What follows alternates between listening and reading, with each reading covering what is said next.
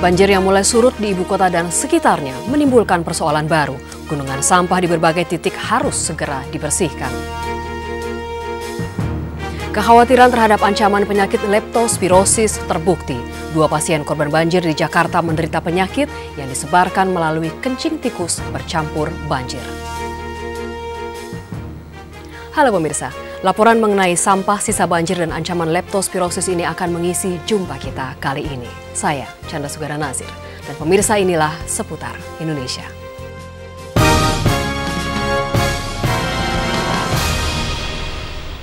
Tujuh hari sudah banjir melanda kawasan Jabodetabek, namun di beberapa wilayah air belum juga surut. Di perumahan Total Persada Kota Tangerang, ketinggian air masih mencapai 2 meter. Sebagian warga bertahan di atap rumah, yang lain berada di pengungsian dengan kondisi memprihatinkan. Hingga hari ke-7 sejak banjir melanda Jabodetabek, sekitar 400 rumah di perumahan Total Persada, Kelurahan Gembor, Kecamatan Priok, Kota Tangerang masih terendam air setinggi 2 meter. Belum surutnya air di perumahan ini dikarenakan tidak berfungsinya 4 pompa air milik masyarakat. Padahal perumahan ini dialiri 2 air sungai, yakni Kali Sabi dan Kali Cirancap. Namun masih ada warga yang memilih bertahan di atas atap rumah mereka karena takut tindak penjarahan dan pencurian. Untuk makan sehari-hari, mereka pergi ke posko. Terus makannya gimana, Bang? Ya. Makannya? Kenapa? Makannya gimana? Ya, kita keluar ke posko. Nunggu perahu gitu ya? Sekolah dasar Total Persada menjadi tempat pengungsian bagi warga lanjut usia dan balita. Namun sedikitnya 800 balita terancam sakit karena hingga hari ini mereka belum mendapatkan bantuan susu dan makanan bayi. Yulia, ibu seorang balita yang berusia 2 tahun ini tak dapat menahan kesedihan.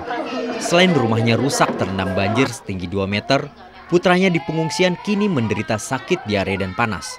Menurut Yulia, hingga hari ke-7 belum mendapatkan bantuan yang layak untuk balita seperti susu atau makanan bayi. Kenapa? Diare. Udah lama? Dari semalam. Dari semalam?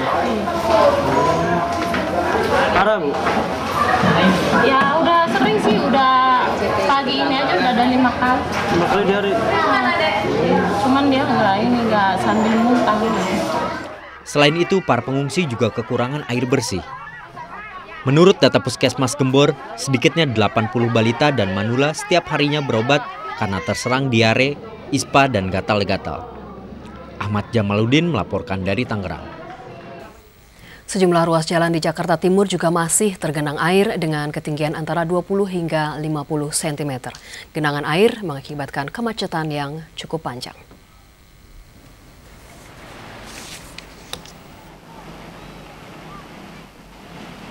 Beberapa bahu jalan seperti di kawasan Pulau Mas, Perempatan Kelapa Gading, Jalan Perintis Kemerdekaan, dan juga kawasan Jalan Kelapa Gading Boulevard hingga kini masih digenang banjir.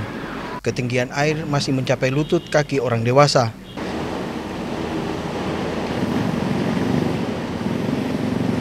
Sejumlah kendaraan yang hendak melintasi jalur ini terjebak dalam kemacetan yang cukup panjang.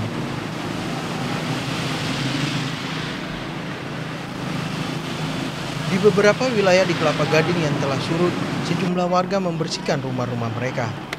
Kesempatan ini juga dimanfaatkan para pemulung yang mencoba meraup rezeki dengan memungut barang-barang bekas yang terbawa hanyut oleh arus banjir. Lumayan, koran basah. Ingin dulu, Pak? Iya, kalau udah kering baru kita jual ke pabrik. Berapa 1 kilonya, Pak? 1 kilo 1.200. 1.200 ya? Iya. Bagi para pemilik rumah yang terkena banjir, juga menggunakan kesempatan ini untuk memberikan barang-barang bekas yang terendam banjir kepada para pemulung. Selain masih menggenangi jalanan, banjir di kawasan ini juga masih menggenangi sejumlah pertokoan yang ada. Gusti Aitonam melaporkan. Pemirsa, menyusutnya banjir di ibu kota terlihat melalui pantauan udara Jumat siang. Air di Bendung Katulampa dan pintu air Manggarai juga berada di bawah ambang batas normal.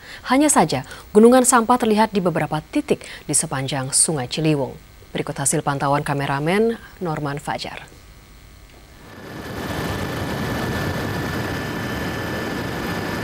Dari pantauan tim RCTI hari Jumat, ketinggian pintu air Katulampa yang sempat naik kini sudah mulai surut dan berada dalam batas ambang normal.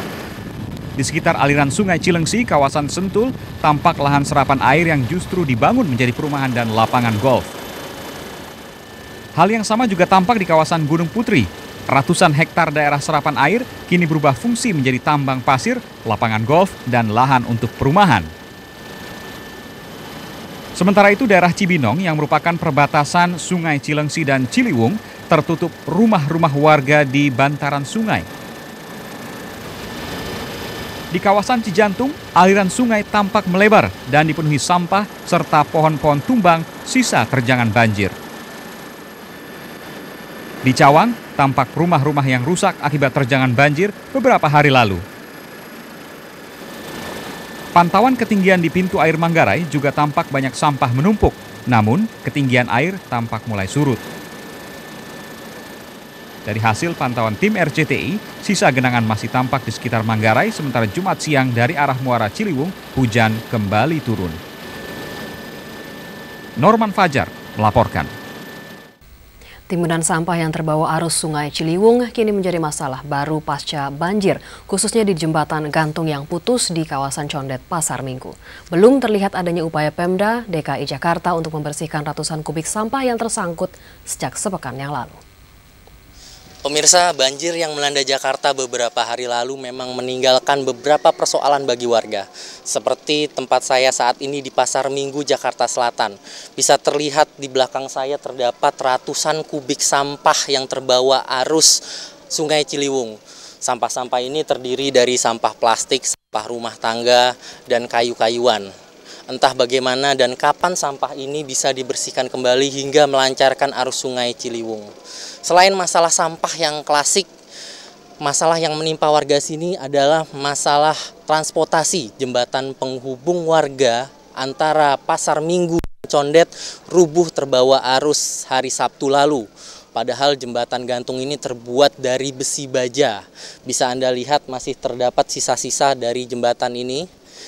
Jembatan ini merupakan jalur utama warga yang sehari-hari melintas antara Pasar Minggu dan Condet. Dengan rubuhnya jembatan ini warga harus memutar sekitar 3 km untuk mencapai seberang sungai. Selain masalah transportasi juga di sini terlihat beberapa tiang listrik dan tiang telepon yang rubuh. Rumah-rumah warga yang kemarin sempat digenangi banjir saat ini juga masih tersisa lumpur setinggi beberapa sentimeter. Sehingga warga masih harus bekerja keras untuk menormalkan kehidupan mereka kembali. Priyandono Kusumo dan Budi Hartardi melaporkan. Pemirsa, penumpukan sampah juga terjadi di titik lain yang dilalui Sungai Ciliwung, yakni di Kalibata, Jakarta Selatan.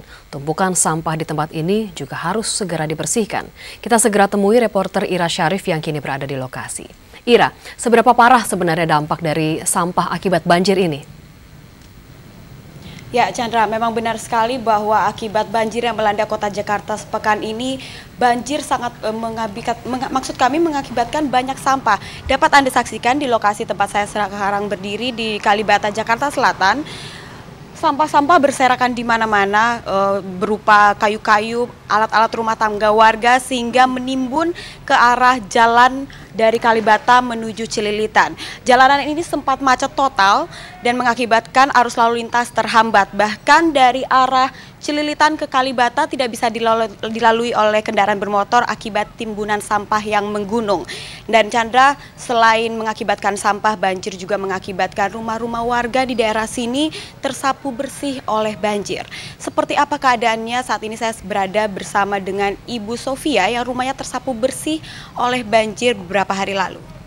Ibu Sofia, Ibu katakan sebelumnya bahwa rumah Ibu tersapu oleh banjir. Seperti apa Ibu lihat sendiri waktu itu? Lihat, ya seperti ini kan dari air sungai, terus masuk ke rumah saya, terus rumah saya habis terdorong air sungai ini. Seperti apa, Bu? Oh, kayak laut dah, seperti takut sekali. Ya, mendengarnya rumah ibu menangis, ibu menjerit gitu. Terus anak ibu itu masih di atas masjid. Ya, ibu juga kata yang orang yang petugas suruh naik ke atas. Terus ibu naik ke atas, terus nggak tahunya tuh mungkin naik. Terus nggak berapa lama tuh ya, seredah dah tuh karena jam 3. Karena kali ini ibu baru tenang deh. Rumah ibu keadaannya seperti apa, Ibu? Bu, udah gak kelihatan rumah. Terus bagaimana Ibu harus melanjutkan hidup jika rumah Ibu? Ya Ibu sih pengennya dilanjutkan lagi. Soalnya kan tuh tanah Ibu, mak Ibu. Barang-barang yang hilang bagaimana? Ya habis sekali. Udah nggak ada tersisa deh. Ya Chandra, itulah sedikit pembicaraan kita dengan para warga korban banjir yang rumahnya tersapu tanah.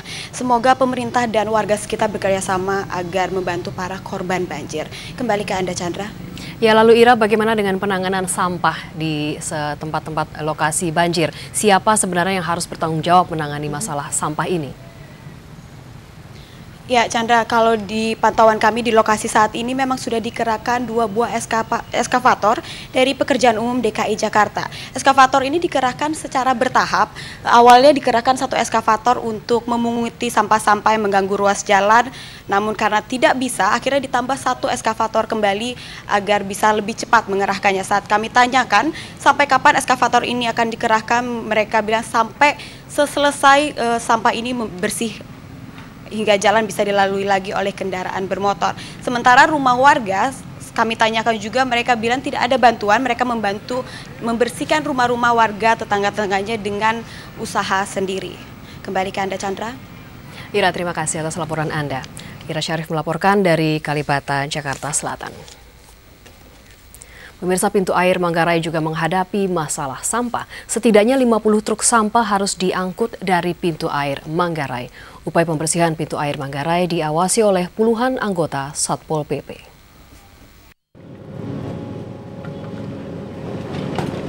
Gundukan sampah inilah yang kini memenuhi pintu air Manggarai, Jakarta Selatan setelah banjir mulai surut. Sejak Jumat pagi, ketinggian air di pintu air Manggarai hanya 730 cm dengan status siaga 4. Mengeruk bertonton sampah demi kebersihan sungai menjadi aktivitas baru petugas Dinas Kebersihan Provinsi DKI Jakarta. Dalam sehari, tak kurang dari 50 truk sampah terangkut untuk selanjutnya dibuang di TPA Bantar Gebang. Selain air yang surut, pemandangan lain yang berbeda di pintu air Manggarai adalah kehadiran puluhan anggota Satpol Pamong Praja. Anggota Satpol PP, Bambang Margono, mengaku kehadirannya bukan menjaga pintu air dari aksi massa. Bambang menyatakan Satpol PP hanya mengawasi kegiatan pembersihan sungai dari sampah serta mengatur lalu lintas yang macet sejak Jumat pagi. Soal membuka dan menutup pintu air, Satpol PP tidak campur tangan. Hendy Saputra melaporkan. Korban banjir perlu mewaspadai penyakit leptospirosis. 2 warga korban banjir di Jakarta menderita penyakit yang ditularkan melalui kencing tikus ini. Tetaplah bersama Seputar Indonesia.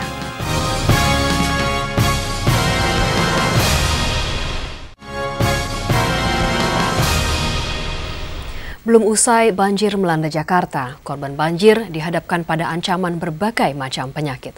Salah satunya adalah leptospirosis yang biasa berjangkit usai banjir.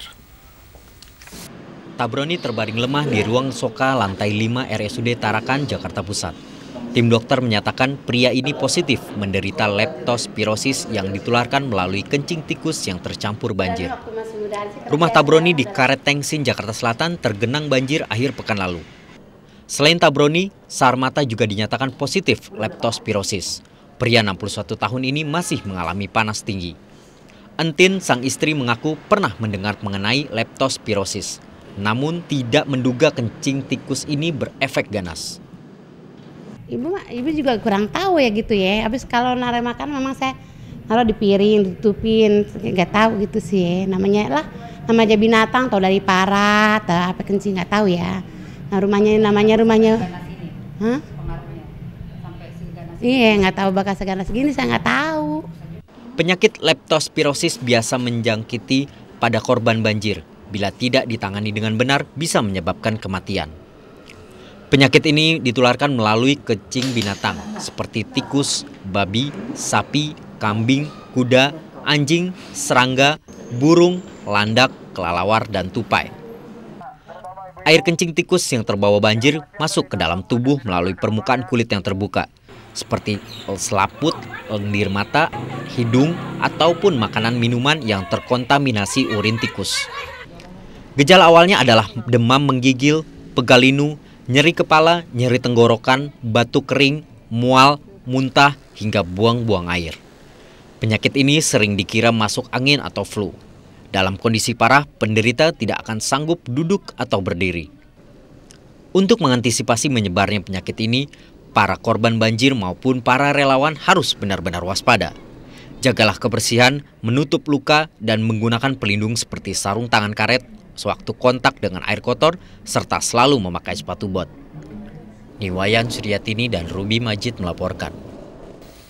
Pengungsi korban banjir di Jakarta hari ini mulai memasuki tenda yang disiapkan Pemprov DKI Jakarta di Parkir Timur Senayan. Namun sebagian pengungsi memilih untuk bertahan di tempat yang lama karena lebih dekat ke rumah.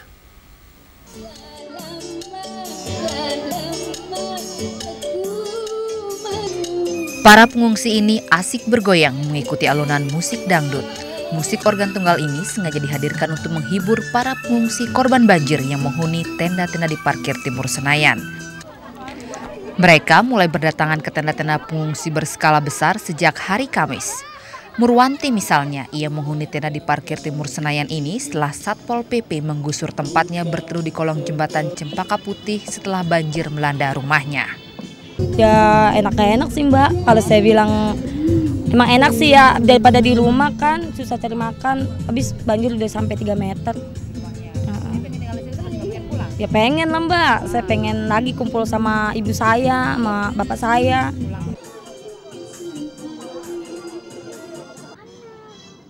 Tenda pengungsian ini dilengkapi dengan fasilitas yang sangat memadai, mulai dari pasokan makanan yang berkecukupan, sarana MCK, hingga rumah sakit lapangan yang dilengkapi dengan ruangan operasi.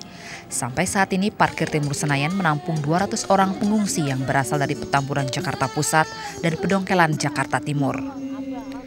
Pemandangan berbeda tampak di kantor Camat Tebet, Jakarta Selatan yang juga merupakan tenda pengungsian skala besar yang disiapkan untuk para pengungsi akibat banjir di Jakarta.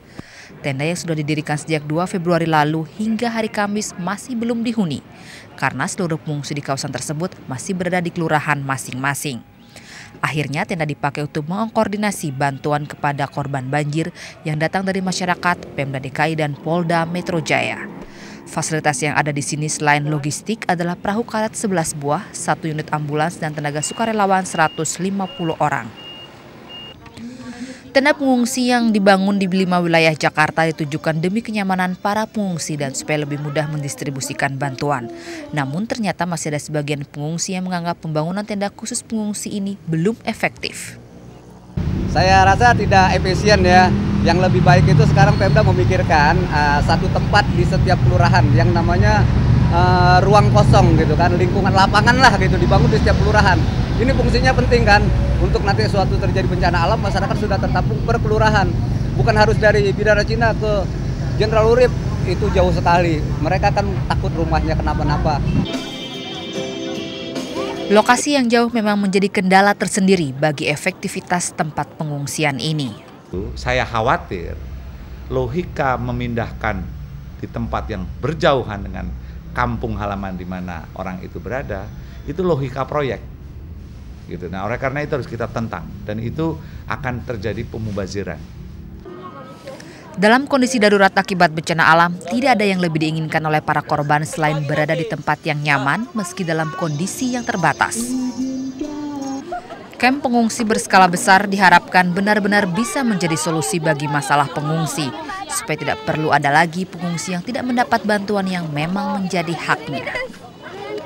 Tim Liputan RCTI melaporkan. Seorang pemuda di Karawang, Jawa Barat tewas terbawa arus sungai saat banjir. Hingga saat ini, Bakornas Penanggulangan Bencana mencatat korban tewas 37 orang. Seputar Indonesia segera kembali.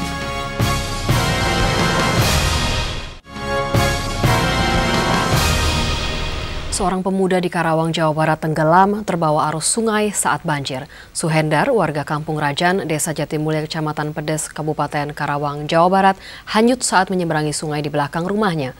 Menurut paman korban Jaja, pemuda 17 tahun ini tenggelam sekitar pukul 5 sore. Korban bersama pamannya pulang dari sawah ke rumah dengan menyeberangi sungai. Tiba-tiba korban terbawa arus sungai. Jaja berenang menyelamatkan diri, sedangkan Suhendar menghilang terbawa arus.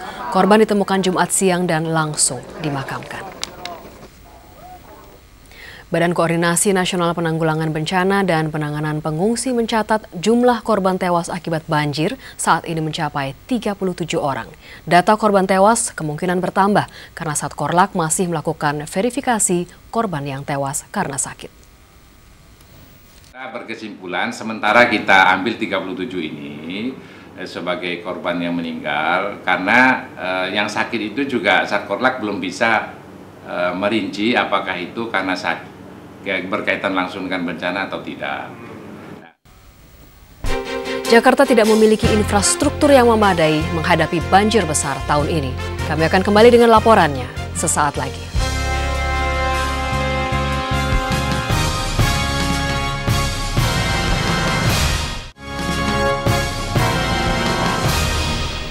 Jakarta terbukti tidak memiliki infrastruktur memadai menghadapi bencana banjir yang datang setiap tahun. Dana miliaran rupiah untuk pengadaan pompa tidak mampu menghindari Jakarta dari air yang menggenang di 75% wilayahnya. Pompa air di Waduk Grogol, Jakarta ini terendam Rabu lalu. Pompa ini tidak bisa digunakan karena tidak ada suplai listrik akibat banjir yang menggenangi daerah sekitarnya. Dahsyatnya air yang melimpah ke Jakarta akhir pekan lalu membuat sejumlah pompa tidak berdaya. Pompa di Kebon Baru misalnya kembali berfungsi Kamis malam setelah air surut. Tahun 2002 lalu saat genangan air tidak setinggi saat ini, pompa berfungsi dengan baik. DKI memiliki 268 pompa, 29 diantaranya diletakkan di waduk-waduk di Jakarta. Kepala Dinas PU DKI Jakarta Wisnu Subagio mengakui pompanya memiliki keterbatasan. Itu sebabnya kapasitas total pompa-pompa yang mencapai 300 meter kubik per detik ini tidak berarti akibat debit air yang begitu besar. Ada beberapa lokasi yang seperti itu. Pompa Sunter Timur 3 ya, Kodamar. Itu karena sekali sunternya overflow begitu hebat, karena di hulu hujannya begitu hebat, ya kita harus berhentikan. Menurut Wisnu, Jakarta masih memerlukan 13 waduk dan pompa, mengingat 40% wilayah ibu kota berada di daerah rendah. Wakil Ketua DPRD DKI Jakarta Ahmad Heriawan meragukan efektivitas penggunaan pompa. Menurutnya, perlu upaya lain seperti perbaikan saluran air dan menambah daerah resapan. Bagaimanapun harus ditata ulang, sebab banyak saluran-saluran di perkotaan kita itu sudah kecil dan dangkal. Itu yang menyebabkan hujan sedikit menjadi banjir di jalan-jalan kita. Dan ini menjadi persoalan ketika hujannya besar. Ahmad juga mendesak pemerintah DKI segera menyelesaikan proyek banjir Kanal Timur. Tim Liputan RCTI melaporkan. Dan pemirsa, laporan tadi menutup jumpa kita pekan ini. Saya Chandra Sugara Nasir. Terima kasih atas perhatian Anda. Sampai jumpa.